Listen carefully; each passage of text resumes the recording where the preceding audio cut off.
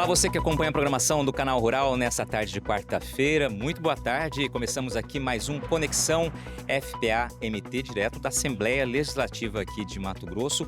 E hoje o nosso tema é moratória da soja. Nas últimas semanas, mais de 50 câmaras municipais, de cidades aqui de Mato Grosso protocolaram manifestos, condenando, criticando a moratória da soja, trazendo todos os efeitos que o setor produtivo, que os produtores consideram prejudiciais ao setor. E a gente veio aqui justamente para tratar sobre esse assunto. Quem está comigo aqui é o gestor jurídico da FAMATO, da Federação da Agricultura e Pecuária de Mato Grosso, primeiramente, Rodrigo Bressani.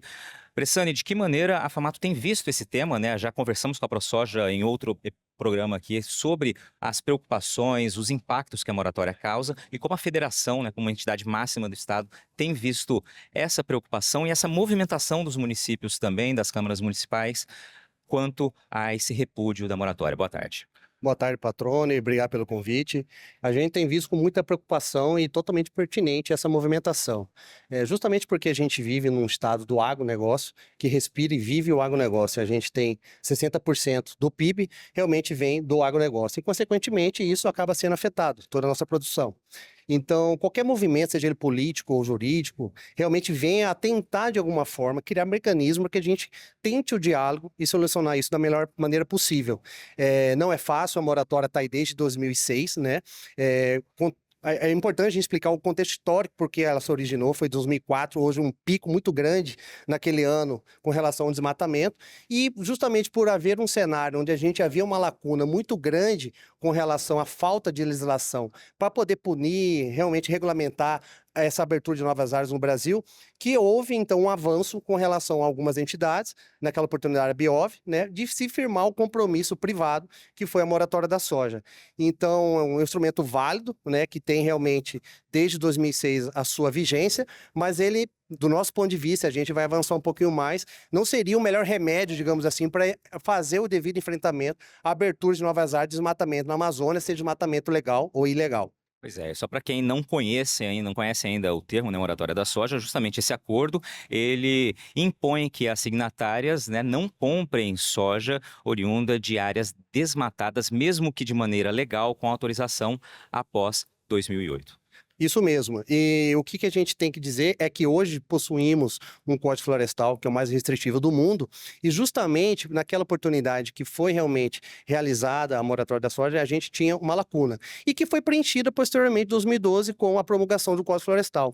Então, alguns entendem que juridicamente, inclusive, essa moratória da soja, ela perdeu a sua razão de ser, ela perdeu o seu objeto, porque a gente teve em 2012 uma centralização das normas ali naquele momento, de qual é a regulamentação para cada bioma, a abertura de novas áreas, como que se dá, qual que é o procedimento, as devidas autorizações, a penalização sobre aqueles que cumprem as regras. Então, a gente tem um momento em que havia um vazio, podemos dizer mais ou menos assim, com relação a uma regra contra a abertura das nossas áreas, e em 2012 veio o Código Florestal consolidando realmente o entendimento do que é permitido e do que não é permitido. Então, a gente entende que o fato superveniente desse Código Florestal, ele fez o quê? Suprir a perda do objeto dessa moratória. Rapidamente, Bressani, você mencionou ali, não é um objeto que realmente na prática causa o efeito esperado, A gente está falando do bioma Amazônia, queria que você trouxesse qual é a sua opinião sobre isso.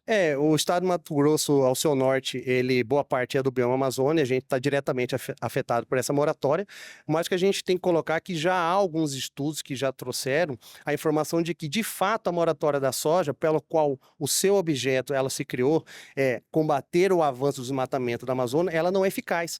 E a gente possui dados que, ao longo dos anos, desde a sua criação, eu tenho dados até 2020, que todo ano o aumento do desmatamento na Amazônia vem acontecendo. Então, não é a moratória da soja que ela vai vir realmente a ter uma eficácia para combater essa abertura de novas áreas. O que a gente precisa realmente são políticas públicas de Estado, prioridade, de a gente estar aumentando a fiscalização, investimento em recursos, em mão de obra, material humano, na Secretaria de Meio Ambiente. Então, realmente, a gente precisa analisar que, de fato, algo que foi criado há destempo, que foi a moratória da soja, que perdeu seu objeto com uma nova regulamentação, que é o Código Florestal, e que ela não possui eficácia e continua ainda valendo e prejudicando todos os produtores rurais do nosso estado. Rodrigo, obrigado pela participação aqui. Estamos também com a deputada Janaína Riva e, assim como os municípios, as câmaras municipais protocolaram esse manifesto, a Assembleia também, vocês também manifestaram essa insatisfação, deputada. Eu queria que a senhora explicasse, de fato, como avalia a moratória e os impactos que ela causa no estado que eminentemente tem a economia baseada na agricultura? Boa tarde. Boa tarde, Patrone. Quero cumprimentá-lo e já cumprimentar também Rodrigo Bressani, representante da FAMATO. A Assembleia Legislativa, de fato, também apresentou aqui uma moção de repúdio contra especialmente a Abiov pela prática da moratória da soja, entendendo que o estado de Mato Grosso se desenvolve, mas cria bolsões de desigualdade e a moratória da soja tem contribuído para isso, trazendo um desequilíbrio econômico, social para o estado de Mato Grosso. Nós vivemos em um estado ainda muito jovem e nós temos áreas que foram posteriormente ao Código Florestal desmatadas de forma lícita e que essa moratória da soja impede essa condição de igualdade para se vender, para se praticar o bom comércio, o comércio exterior com relação à nossa produção.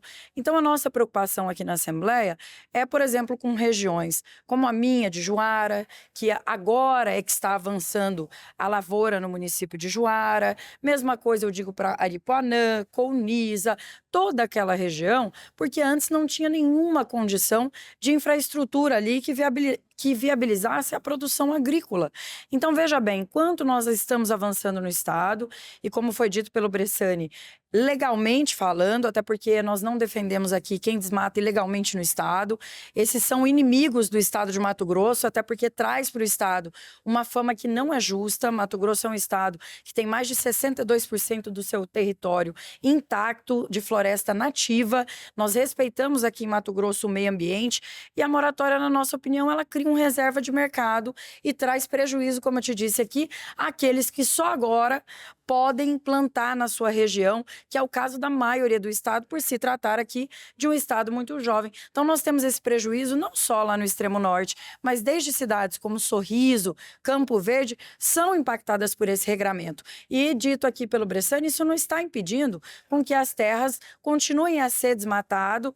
Primeiramente, aqui, quando a gente fala de desmatamento, só nos referimos ao desmatamento legal. Isso não impede o crescimento da produção de Mato Grosso, mas traz um prejuízo ao setor que seria especialmente aí o setor da soja, e vou incluir aqui também a moratória também da carne. Então traz um prejuízo grande a quem produz de forma correta e de acordo com todas as regras federais. Então, como pode um pacto comercial ser superior aos regramentos e ao nosso Código Florestal, até mesmo à Constituição brasileira? Eu entendo que é um abuso por parte daqueles que praticam a moratória da soja. Deputada, no ano passado, me recordo que o governador Mauro Mendes disse que endureceria o jogo com relação às empresas que aderem que estão em Mato Grosso e que fazem adesão à moratória da soja, reduzindo talvez incentivos. É possível? Como a senhora avalia esse posicionamento? A gente sabe que muitos municípios estão cobrando de fato uma ação prática. É muito possível e entendo até que o governador Mauro fez alguns compromissos que são importantíssimos, né? Alguns rever, por exemplo, os membros dos conselhos do estado, rever, por exemplo, a questão dos benefícios fiscais para as empresas que praticam a moratória, que fazem exigência da moratória. Isso tudo é muito importante para o estado de Mato Grosso, porque apesar de ser um pacto, e nós sabemos, de cunho até mesmo internacional, o estado é muito relevante, é o maior produtor do Brasil. Então, essa postura do governador de ser contra também a moratória da soja é importante para Mato Grosso. Nós sabemos que os mais prejudicados são os pequenos e médios produtores. E a nossa preocupação está especialmente aí. Então, o governador fez esse compromisso e essas moções de repúdio que estão acontecendo, como você já disse, Patrone, em mais de 50 municípios do estado, elas vêm para amparar a tomada de decisão do nosso governador do estado. Então, não tem por que a gente insistir numa pauta como essa, que é a moratória, que está nos trazendo prejuízos diretos e traz prejuízo também ao desenvolvimento das regiões. Como se combater a desigualdade se agora que os municípios têm a oportunidade de plantar, eles são impedidos de exportar ou comercializar? Deputada, obrigado pela participação aqui. Bressani, também, muito obrigado. A gente agradece a você que nos acompanhou nessa edição do Conexão FPA MT. Até a próxima quarta.